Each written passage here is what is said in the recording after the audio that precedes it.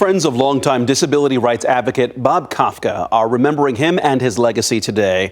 Kafka, an organizer with ADAPT, a grassroots disability rights group, passed away last week. KVUE's Jessica Cha spoke to a fellow member of the organization. On a Cap Metro bus or at a ramp going into your bank, you might see a small glimpse of Bob Kafka and not even know it. But his influence is huge. There's a picture over here of Bob in front of a Greyhound bus. To ADAPT of Texas, an Austin grassroots disabilities rights group.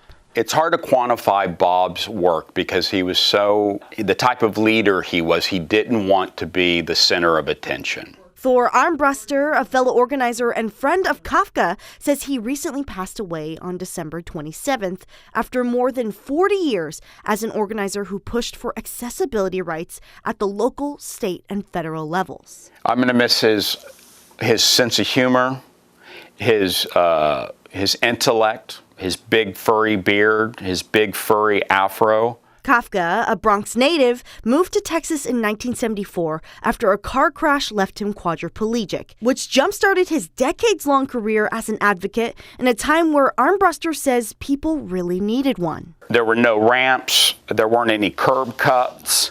You had to go in the back doors of places. You had to take the freight elevator. Armbruster says Kafka was there when ADAPT helped push to get the Americans with Disabilities Act passed in 1990. That type of influence he had, like the Capital Metro, made some of their buses more accessible. Don't mess with 504. But his biggest superpower was giving power back to the people through training and organizing. He made disabled people better advocates. He was even teaching up at the in his last days of his life. I mean, the work kept him alive. Still around in small ways that matter a lot. In Austin, Jessica Cha, KVUE News.